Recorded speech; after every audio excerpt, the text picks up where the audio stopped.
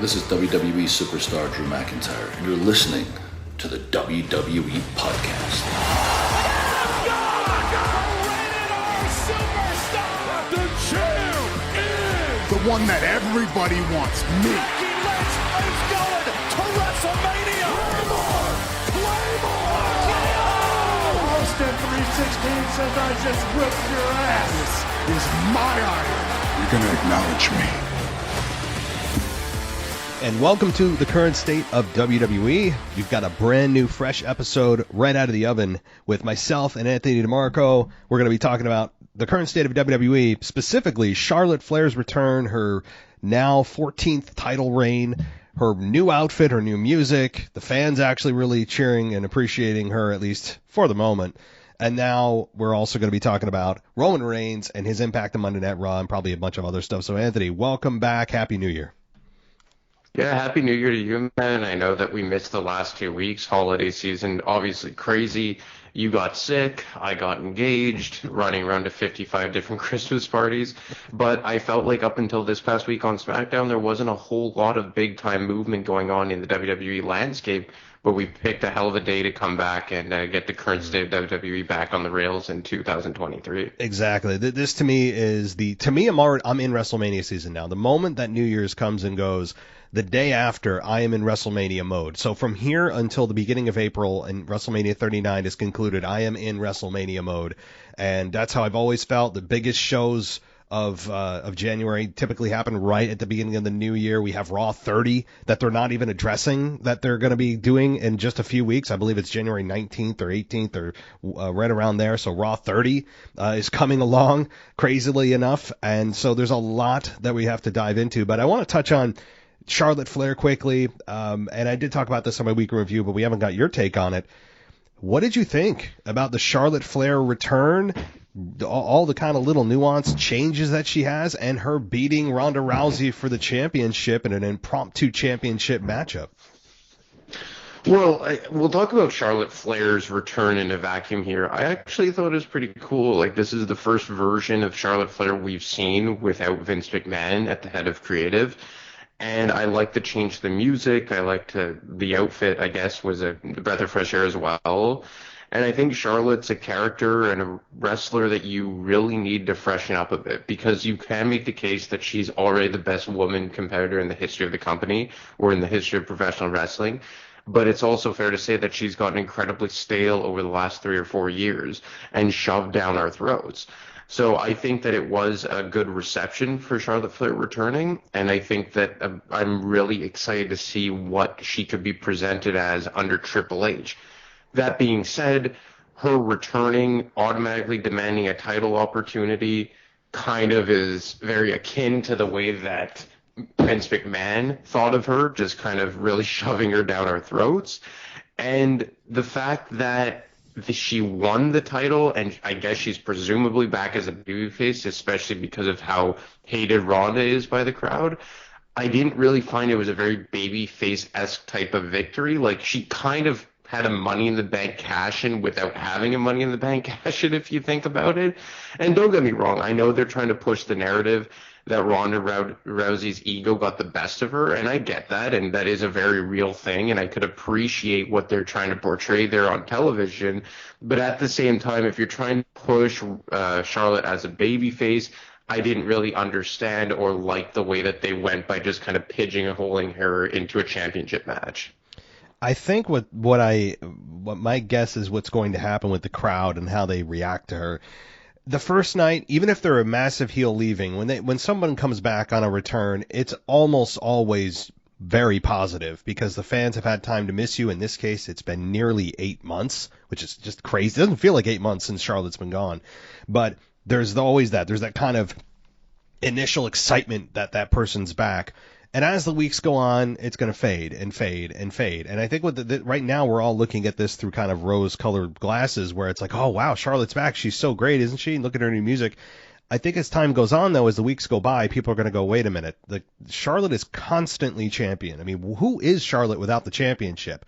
That's been brought up before. So I think if they really don't focus on the crowd's reaction to her, if they want to keep her a babyface, they need to do some work and on a weekly basis, because fans are going to quickly sour on, I think, a Charlotte Flair championship run. This is the 14th one. I mean, she has had more championships than any other woman in WWE, so there is that problem that as you go forward, that Charlotte being a babyface has generally not worked. Generally, she's been much more successful as a heel, so I don't know if the long-term plan is to keep her babyface. I would imagine in the short term at least it is, because Ronda Rousey has been uninspiring to say the least as champion, and I don't know if this was a kind of just fly by the seat of his pants moment for Triple H, where he's like, look, we got to get the belt off Ronda. This is not working out. Fans are just kind of just bored with Ronda, for lack of a better term. I don't know if that's the case, or if this is something long term for Charlotte, because as I look at the Women's Royal Rumble, I mean, personally, I think it's going to be Rhea Ripley who wins it and then challenges Bianca Belair. On the SmackDown side, I really don't know. It can't be Ronda Rousey, because I think Ronda will be tied up with Becky, now presumably in a non-title match. So I don't know who Charlotte Flair, if she carries this belt to Mania, who that opponent is. Like, what do you think the purpose of this quick title change was from Ronda to Charlotte? Do you think this is for WrestleMania reasons? And if so, who is Charlotte's opponent?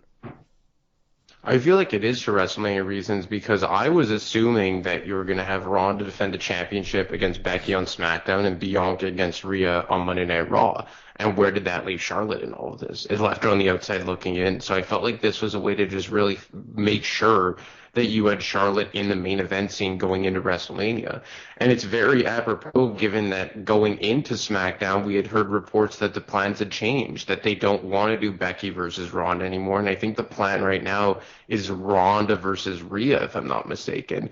But then, to your point, then where are they going with the rest of this? If I had to bet, I would assume they're going to do Becky versus Charlotte at WrestleMania. And I know we've seen that match a million times, but like, you're not going to go back to the well with Becky versus Bianca. And I guess you could say, well, we've never seen Becky versus Charlotte on a main event stage before at WrestleMania. That's the only thing that I could kind of guess. But then you look at, well, who the hell is Bianca going to face? Because if Rhea's going to go against Ronda, then Bianca's going to get challenged by who? Like Alexa Bliss? But are you really going to drag out that storyline all the way until WrestleMania? I don't mind the Rhea versus Bianca versus what is it, their Ronda thing, but then you have two heels paying against each other in a non-title type of match.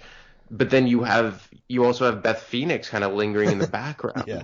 So I really don't know where they're going with this. The most ideal situation here for Monday Night Raw would be Ronda going over to face Bianca. I think that would be a very cool match. But then how do you get Ronda over to Monday Night Raw without just completely and obviously just disregarding the brand split rules? Like, you're not going to make her win the Royal Rumble for a second year in a row, can you? So, I mean, it's really muddied the waters for me in a big way, because, as we always say, predictability isn't always the worst thing if it's the right thing to do, and I think that's what you had before this whole mess kind of took place on SmackDown. I have no idea where they're going with it.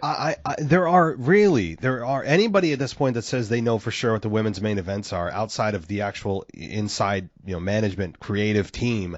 They're lying to you. I mean, there are so many possibilities in matchups right now, which is a good thing, but also kind of frustrating as a fan that you can't see any clear, distinct matchups that you're like, you got to do this or that, because they really could do Charlotte versus Bianca. I guess they could. They could do Charlotte versus Ronda again. I hope they don't go there. They could do Charlotte Becky at WrestleMania.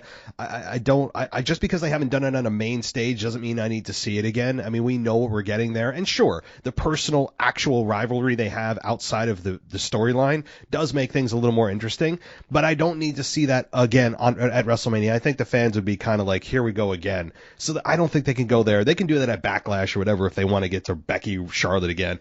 But right now, if they don't do Ronda Becky, like to me, you gotta do that. They've been in WWE together off and on for like 4 years since they main evented WrestleMania 35 together, which should have been one-on-one and it wasn't. How they've never done Becky and Ronda is criminal, like one-on-one. I mean, there's a story there to be told. They're both in the proper roles now. You have Becky as a babyface. You have Ronda as a heel.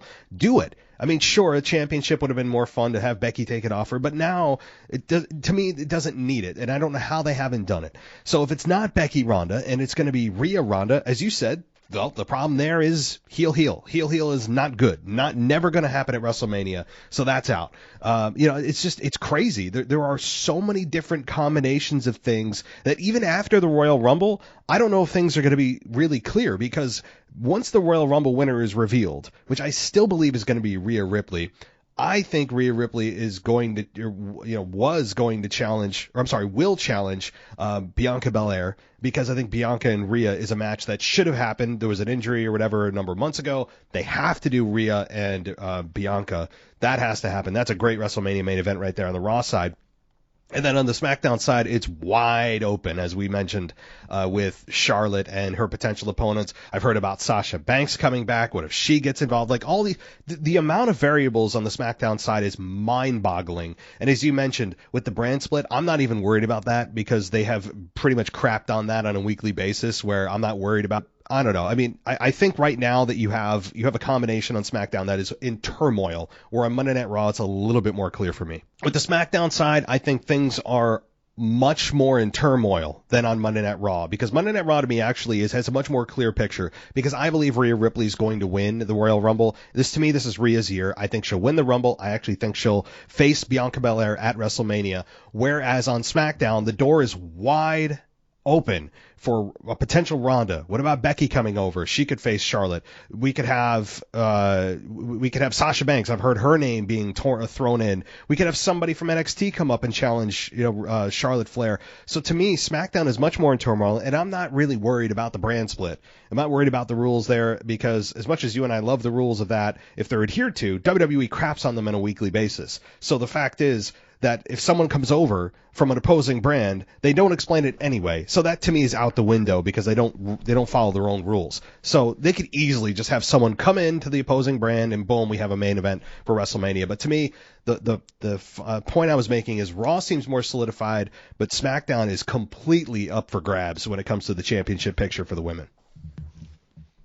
And Raw being solidified is a rarity in WWE nowadays, because, we were kind of chatting a bit before we started recording, but I feel like Raw just has been continually getting the end of the stick. Mm-hmm. And it feels like every big return, every big moment now is being reserved for SmackDown. Like, look at this past week. You have Roman wrestle for the first time on television, aside from obviously the premier live events since June. You have Charlotte Flair return. You have John Cena return for the first time in 15 months. And it just seems for like the first time in history, we're in a situation here where Raw is the clear-cut B show. And, we've talked about this ad nauseum since last year's WrestleMania, about how the WWE Championship being ripped away from Raw has really hurt them. But I feel like it's even more than that now. Like, aside from Bianca Belair, who I think has probably been the best thing on Monday Night Raw since she went over there last year, I just really I don't get the reasoning to watch Monday Night Raw. And that's not to say that there's nothing on Monday Night Raw that I like. Like, I love Seth Rollins. Austin Theory has gone through a nice change under Triple H. But I just feel more times than not, Raw is just being relegated to the secondary show. And I don't feel the need to watch Monday Night Raw every week to really feel up to date with what's going on, as opposed to SmackDown, that I really think that you have to make a point to watch it each and every week. I don't know how you feel, but what they've done with Raw, going back to pretty much the beginning of the pandemic era, is just really coming to a head now, and I think they desperately need to get a world championship over there. They need it so badly, and they can try to deodorize it and try to pull the wool over our eyes that, the U.S. title is the title to, on Raw, and sure, that's true, but only because Roman Reigns is holding the Raw title hostage. I mean, so like they're trying to elevate the U.S. title, and you know what? I would too. If I didn't have an option, I totally agree with what they're doing. But even though I know they're doing it, and I know they're doing it for the right reasons, it still feels like there's a big absence of a champion, like a big championship. Like, they can try to elevate it, and I feel like they've done a really nice job of elevating the U.S. title since really Triple H took over, and credit to them. But there can only go so far. Like, you can only go so far with that title belt before you're like, all right, like, nice job making this title feel relevant again. But can we actually bring back the belt that is the top belt? So I think that is a big problem. Now, if the title was there, the fact is, okay, great. Now we got a top championship championship on Raw. What do we do with it, right? Like, now what do we do? Okay, you can have a tournament, you can have whatever. But I think even the bigger problem than the championship is the star power. The lack of star power on Monday Night Raw is pretty stark. I mean, it's pretty obvious. Like, you have Roman Reigns making a home on SmackDown, occasionally visiting Monday Night Raw. You have Brock Lesnar, who kind of comes in and out with no rhyme or reason. Can't count on him. John Cena's home is on SmackDown, so he'll probably be, until WrestleMania, whoever he faces is going to be on SmackDown, I'd imagine.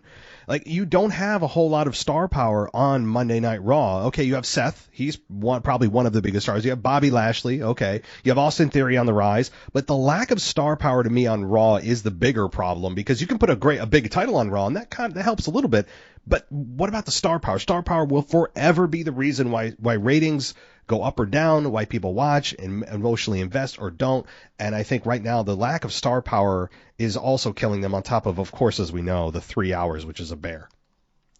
Well, and it's not even just the lack of star power, which is true, but it's even just the mid-card intriguing storylines. Like, I just use, like, Gunther and Imperium. Like, the fact that they're on SmackDown as well, it just adds another reason to watch SmackDown. You know, you have Drew McIntyre and Sheamus in the mid-card on SmackDown. Yeah. I would argue that Drew McIntyre and Sheamus are more relevant right now than the big guys on Raw, the big guys being pretty much Seth Rollins and Bobby Lashley or is it Austin Theory or whoever. And that's the problem right now, is that SmackDown is loaded with the star power and the mid-card guys. Like, if you just plop Drew and Gunther and Sheamus onto Monday Night Raw, could there not be an argument that they would be immediately thrusted into the main event? Yeah. Oh, yeah. Mm-hmm. Yeah, and then aside from the women's division, I think that's the only thing Raw has going for it, is the women's division. Would you not agree? Yeah. The women's division, I would say, is much stronger on Monday Night Raw. It's actually, it actually exists. Where on SmackDown, it's kind of like, I mean, who do they have? They had Ronda Rousey, Shayna Baszler, who's now her lackey. Charlotte Flair now returns. But outside of that, it's Raquel Rodriguez, and that's pretty much it, because everyone else is Shotzi. Yeah, which, I mean, I don't think her performance with Ronda at last month's pay-per-view was any good. But so, like, they really have the women's division, I would agree, is the one strength of Monday Night Raw where SmackDown is lacking, but everything else is lopsided. And even the tag team division, but again, like, because the Usos are the undisputed tag team champions, they kind of more or less live on SmackDown. But I have to say that they've done a good job of really being relevant on Raw too. And I think a stat came out that no other superstar has had as many matches as the Usos. So good on them for feeling relevant on both shows. And I think you and I are both in agreement that we don't mind the tag team champions floating between both shows. But even on Raw, like, who are the tag teams? You have the Alpha Academy, who are just a comedy act at this point. But then after that, who is it really? I mean, you have like these random tag teams thrown together, like Elias and who did he tag with recently? Yeah, Riddle. I feel like Dolph Ziggler made a brief appearance in there. But look at all the other true tag teams. You have what's the name? Lotharos del Fantasma. Yes. What? Legado del Fantasma, something like that. Yeah. Something like that, yeah. And then you have Hit Row, you have the Viking Raiders, you have Imperium, you have the Brawling Brutes. Like, all the good real tag teams are on SmackDown as well. Mm-hmm. And it just feels like on Raw you have a bunch of random mishmash thrown together on the men's side. Like we said, on the women's side, I think they are locked and loaded with a lot of stars. I think Bianca Belair is the biggest draw, arguably in the company, but definitely on the women's side, along with Rhea Ripley, along with Bayley, along with Alexa Bliss. And then again, another thing on SmackDown they have, Bray Wyatt and LA Knight. Like, we could talk about that a bit because they finally have been moving that storyline along. But imagine you had Bray Wyatt and LA Knight doing what they're doing over on Monday Night Raw. And it just feels like every big return goes to SmackDown. You have Braun Strowman, Bray Wyatt, LA Knight, although it's not really a return, but more just Charlotte, John Cena. Like, all of these big, even Logan Paul, he was over on SmackDown as well. And I just feel like you could have taken Imperium, you could have taken Bray Wyatt, you could have taken Brawling Brutes and Drew McIntyre and put them on Raw to really help them. But unfortunately, all the best storylines right now on the men's side are living over on SmackDown. It really is just a task to watch Raw, and that's coming from somebody who watches the 90-minute version on Hulu. I can't imagine how you guys watch the 3-hour version. I really don't know how you do it.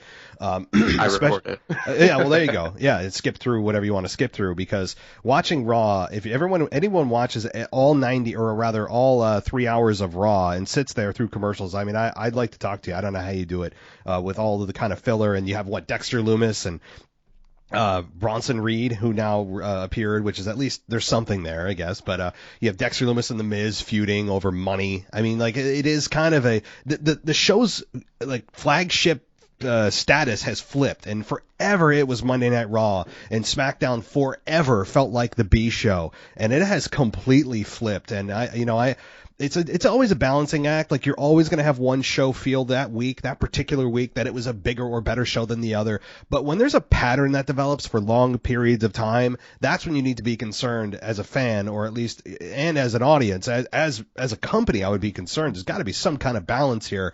And I really don't know if it's because Fox is a larger network. They're a dedicated sports network. They have, maybe in their contract with Fox, they have numbers from a rating standpoint they have to meet, or they get penalized in some way. There's got to be some reason that they are loading SmackDown and really just leaving Raw out to the wolves, like they are. And it's not an awful show. Oftentimes it's just kind of like a by the numbers. It's an okay show. Very rarely do I come back here and say, wow, what a Monday Night Raw. I haven't felt that way in a long time, and yes, a big part of it is 3 hours. I think if you condensed it and cut out a third of the content, you wouldn't have so much filler that felt like it was dragging. But overall, as you mentioned, with all the stars that have returned on SmackDown and almost nobody that's returned on Raw, yeah, I mean, and when you look to The Rock, I mean, if The Rock comes back, guess where he's going? Right? Like, he's not going to be going to Monday Night Raw. He's going to be going to SmackDown, because that's where Roman Reigns lives. So there's another mega star, one of the biggest of all time, to leave Monday Night Raw high and dry and go over to SmackDown. So it's not looking any better for Raw, and I know that they have a lot of content to fill, but it is completely lopsided right now. And it's like, you take the returns out of it. Like, every storyline that I'm intrigued in watching right now is on SmackDown. Like, I like to see Imperium. I like to see the Bloodline. I'm more intrigued now with Bray Wyatt and LA Knight, specifically because of LA Knight, but now they're starting to move along that storyline with Uncle Howdy getting involved physically and all that. Like, everything I want to see is on SmackDown. And that's not to say that there's, wrestlers I don't like on Raw. Like, I like Seth Rollins, I like Lashley, I just ran it through it before. But it just feels like all the time and effort is going on to SmackDown. And, we talked about the elevation of the United States Championship. 100% true. But they've also elevated the Intercontinental Championship a lot over the last 6 months since Triple H took over. And I would argue that the Intercontinental Championship, just by, I guess, osmosis, feels more important than the U.S. title because of its history, because of its lineage, because of the run now that Gunther has been on with it. So yeah, the U.S. title feels important, but you still have the World Championship and the Intercontinental Championship that feel more important than it. So it still feels like it's playing third fiddle to those two championships. Like I said, aside from the Raw Women's title, which I think Bianca Belair has done a terrific job with, Raw just doesn't hold a candle to SmackDown in terms of championships. And that's aside from the returns that we talked about and the star power that we talked about. Like, you just look at what SmackDown presents each and every week, and it just feels like there's never a dull moment. You go from Gunther and Braun Strowman to LA Knight and Bray Wyatt, to the Bloodline, to Drew and Sheamus. Like, it just feels like every minute of SmackDown is filled with good content, or not bad content. Like, it feels like right now the lowest point of SmackDown can be the women's division. But even now, they've kind of corrected course with that. They've got people interested with that. Okay, maybe the tag teams aren't the best with Hit Row and Legado del Fantasma. I hope I'm not butchering the name. But even at that, it's not bad content. And to be honest, I like the Viking Raiders right now. I find them cool. And on Raw, like you said, it just always feels that at least half the show is a task to get through. And to be honest, I don't know if it's as easy as just getting the world title back. I think that'd be a hell of a start, but you also just have to start investing more time into it because it's not working right now. They need a mini shakeup. They need a mini draft. They need trades. If they don't want to do full-blown draft, then do trades. right? Like, I mean, you could make blockbuster trades and have the hook to fans of, hey, a blockbuster trade has been announced, two massive stars are going to be traded to SmackDown and vice versa, and have people at least tune in for that week to see who they are and strategically think about who those people are. I'm not saying we should completely strip away everything from SmackDown because it's doing so good, but you need to balance it out here because Monday Night Raw is, as you mentioned, like it's emotionally draining a lot of the time because not just with the star power, but like you mentioned, the point that is, I think, well taken is SmackDown has a storyline going on of which most of them you're interested in. I can't say that about Raw. I think with Raw, it's like 1 or 2 out of 10 that I have interest in from an emotional standpoint, where SmackDown, like you said, the Bray Wyatt and LA Knight thing, I can't say enough about LA Knight. I absolutely love what he's brought to the table thus far, and we all know it's going to be the end result with that, and that is, of course, LA Knight losing to Bray at Rumble. I mean, it has to happen, but I think right now, LA Knight has really maximized his minutes. I love his character. I love how he just feels like he belongs. He's just got so much confidence in his character. I love his promo, just the delivery of his promo, the thing. He just fits it for me. I love him, and he's not just cowering to Bray like he's shaking every time he sees him like everybody else. It's just a nice character, a nice solid wrestling character, and we all know what's going to happen, but still you have that. And like you mentioned, even the tag division, which is typically a just horror show, is still just a slight disaster, but it's watchable. The women's division as a whole, as always, from the tag team perspective, is a total cluster. It's always been a cluster, and I'm kind of, if I was to make one criticism about Triple H thus far on a large scale, it would be, okay, you brought back the women's tag titles and then still don't have a division. Like, what are we doing? That's the one thing. I figured he would have something in place with the women's tag division, but he's kind of, unfortunately, just taken the Vince McMahon approach of bringing back the belts with no division. It's the most bizarre thing I've ever seen. So you have that, of course, but outside of that, the women's division just got a shot in the arm with Charlotte. Ronda's a heel. You have, you do have Shotzi. You have Raquel Rodriguez, who's really making a name for herself. I mean, you've got some really good things going on SmackDown, even if the women's division on Raw is stronger. And I just think even, honestly, bring a title back to Raw, have a couple of major trades being announced after maybe the Rumble or something to shake things up. I think that could help things. It's not a cure-all, but it's a start. Yeah, I think we're going to see, or at least I hope to see following WrestleMania, that they could shake it up a bit. Like, what would be one change that you, aside from the world title, what would be one change that you think would absolutely have to go down? Like, not even something that, like, for the draft, but if you could make one change now that could help Monday Night Raw. Like, for me, I would take either Imperium's story or the Bray Wyatt story and just transfer it over to Monday Night Raw. Like, would you do something like that, and do you think it would help? I was just going to say Gunther. I mean, like, you have to bring Imperium with him, but, like, Gunther would be, and he's found a really nice home on SmackDown. He actually feels like one of the faces of SmackDown. I mean, that's how important he has been to me. And, I know that he's getting involved with Braun Strowman, who I can't stand as a wrestling character right now. I mean, if you watch SmackDown this past week, and I really criticized this heavily, but it's deserved, when he said, like, you're not facing a man, you're facing a monster, and he had to do his stupid little cartoon monster voice. Like, I can't stand that crap. But Braun Strowman's an asset. He's a big man who can do athletic things and does things at his size that he shouldn't be able to do. I think he's an asset, absolutely. But I don't like him as a character. However, if you transfer that story to Monday Night Raw, I think it would be really enjoyable. Now, of course, you can't have the U.S. title and Intercontinental on the same show, so the sacrifice may be bringing over Seth Rollins and Bobby Lashley and that whole story and the Austin Theory story over to SmackDown, but that leaves the door open for eventually a Seth Roman program that I think is really going to ramp up at some point. So Seth and Roman, probably after WrestleMania is going to happen. To me, that is the one thing, if I could swap, it would be the Imperium storyline on Raw. It would help. It wouldn't not cure things at all, but I think it would help kind of inject a little bit of just energy into Monday Night Raw for sure. Yeah, and then it would give a kind of like an up-and-coming star. Like, you do have Austin Theory, who is, you can make the case, is the biggest up-and-coming star in the entire company right now. But Gunther, man, like, he just feels special. And like you said, like, he feels like a face of SmackDown. But then look how many faces of SmackDown there are. Like, Roman Reigns, obviously, with the bloodline. Maybe not Drew and Sheamus. What about Drew and Sheamus? Do you think those two are getting drowned about a bit on SmackDown?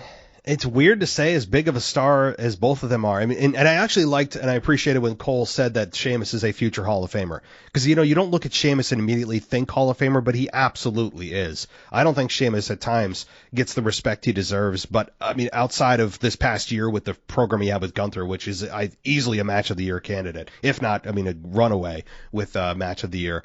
But so I appreciate that with the Cole from the mention from Cole on SmackDown. But I agree that the feeling of Drew and Sheamus, it's a fun pairing because they're real life friends. We've seen them fight enough times that, okay, it's probably time to bring them together as a team. They're absolutely believable to beat the Usos for the tag titles, and I believe next week, they're having a tag team title match with the Usos. I'm almost positive on that. So they're absolutely believable as a tag team to beat the Usos. They're credible, but they do feel like a little bit of an afterthought. And that's really strange to say, given how big of stars they are, and given that really just a couple of years ago, the entire company was put on the back and the shoulders of Drew McIntyre during the pandemic era. But absolutely, yeah, they don't feel like they're forgotten. They just feel like they're, out of a top 5 importance level, they're like number 5. It's weird.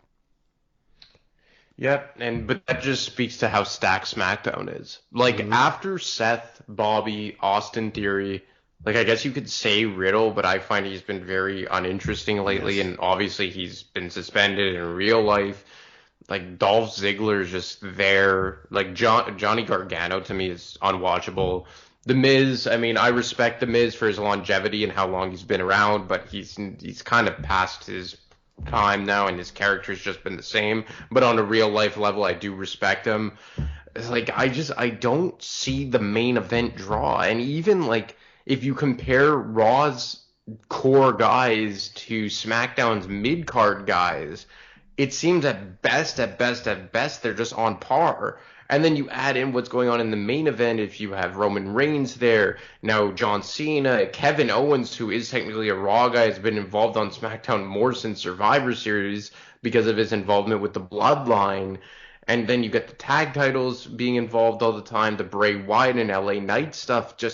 They really got to fix Monday Night Raw, and I don't want to see them completely destroy SmackDown in the process of doing it. But it cannot be that one show is so good loaded with quality content and must see TV, and the other one is a true chore to watch.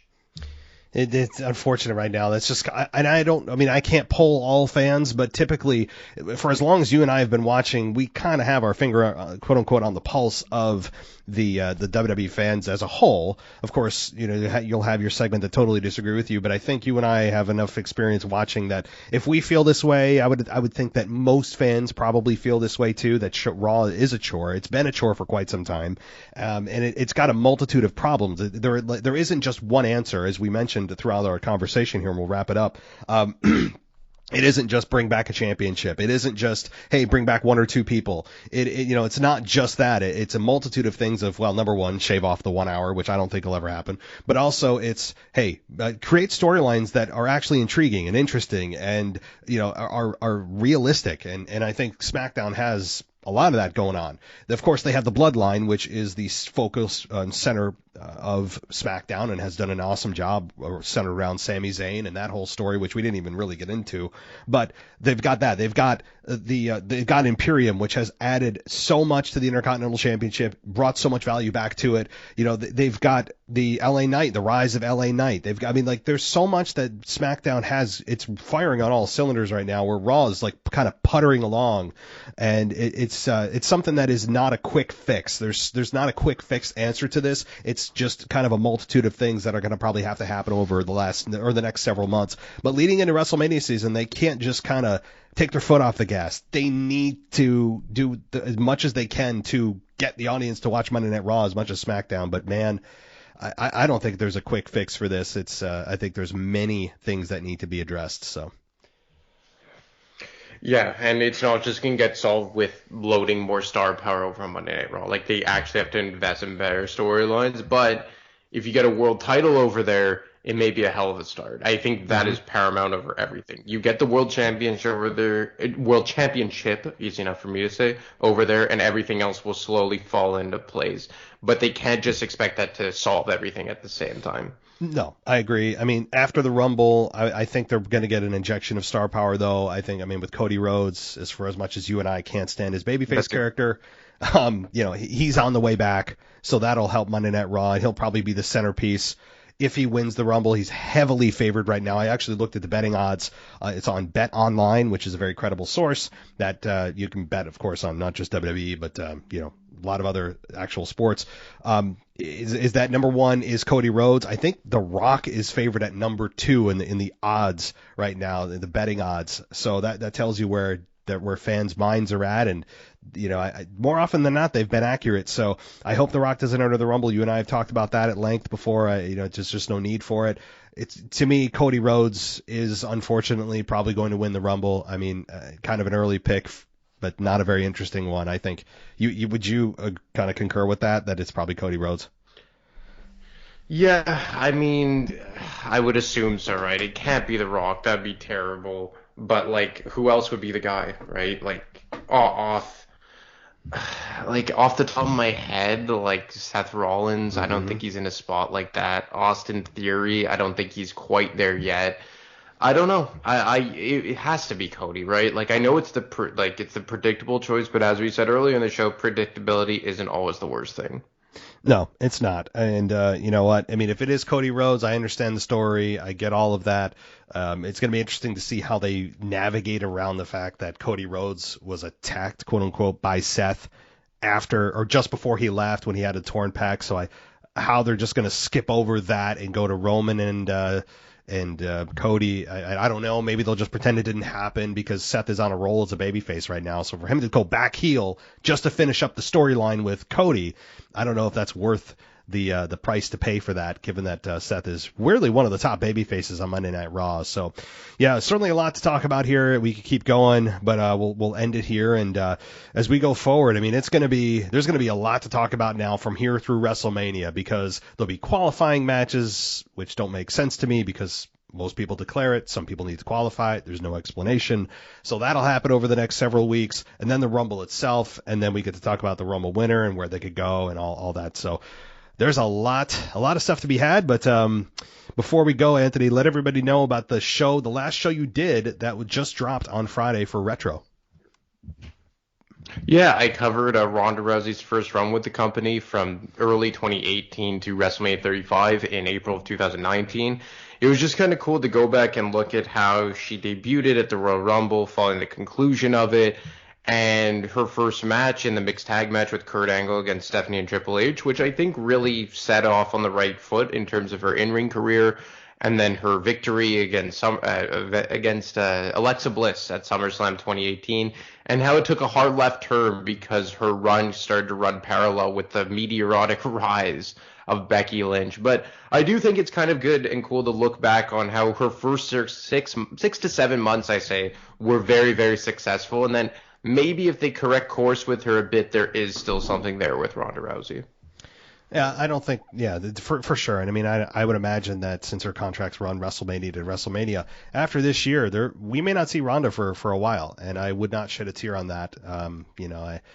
I've been over her for quite some time, but I know that I'm in the minority with that opinion, but that's just how I feel about it. But go and take a listen, guys. Back when Ronda Rousey was actually an exciting wrestling character coming into the company, and she actually had some name brand value still, and her title of baddest woman on the planet actually held a little bit of water, whereas now it's just kind of like a holdover title that they try to force on her that she hasn't earned in about 6 years. So anyway, take a listen to that. Very well done, and does make you a little bit more excited if you're a Ronda Rousey fan than you otherwise would be. So, all right, well, Anthony, thanks so much for joining us here, and I'm excited as we roll into WrestleMania season, what else is going to pop up. So thanks so much for coming on. Yeah, man. Happy New Year. Talk next week. You too. Thanks for listening to the WWE Podcast. Don't forget to subscribe on your favorite podcast app so you don't miss a show, or head to WWEpodcast.com. And for all of these shows ad-free, head over to patreon.com/WWE Podcast. Until then, We'll see you next time.